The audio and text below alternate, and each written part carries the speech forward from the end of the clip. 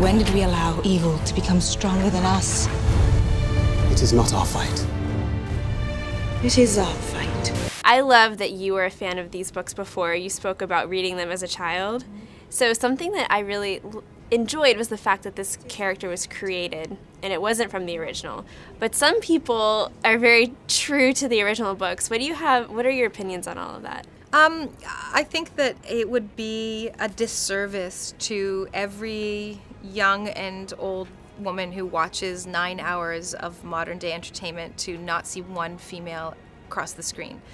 I think that these films are designed for children, essentially. This was a children's book, and everyone's taking their families and taking their children. And for me, if there are little girls who are walking out of that theater having watched Tauriel, thinking, I matter, I'm relevant, I'm important, and I can be a powerful, meaningful part of life and life stories, then that's worth the sacrifice of departing from, biblically Tolkien's work. I mean, of course, Tolkien, in the book, he talks about the Sylvan Elves, the dwarves encounter the Sylvan Elves. He just doesn't give you a specific elf to focus on.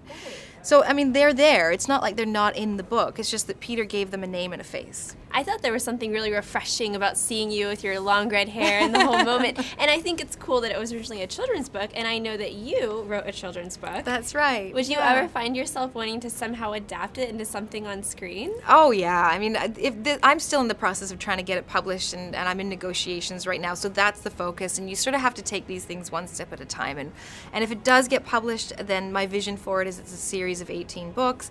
18 books? 18? Is that why you're taking a little hiatus every now and then from acting? That's 18?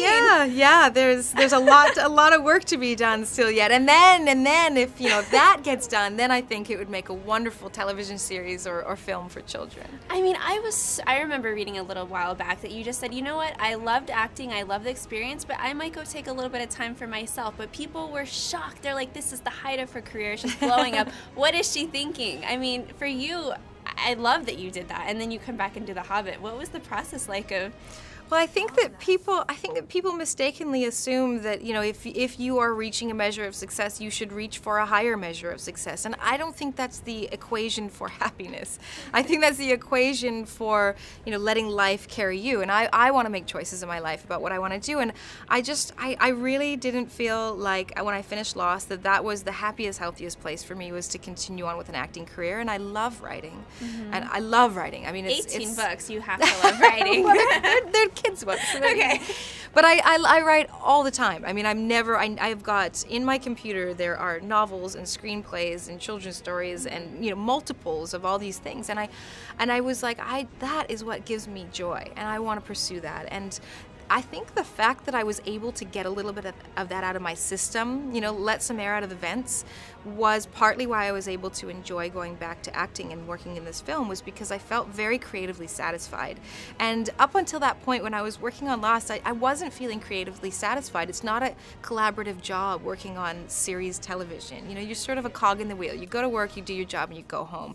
And I'm a very creative person, and I love being a part of a collaboration. And this film was particularly collaborative, and so all of it just all came together, and I've had just the most wonderful 2 years. Thief, where are you? Come now, don't be shy.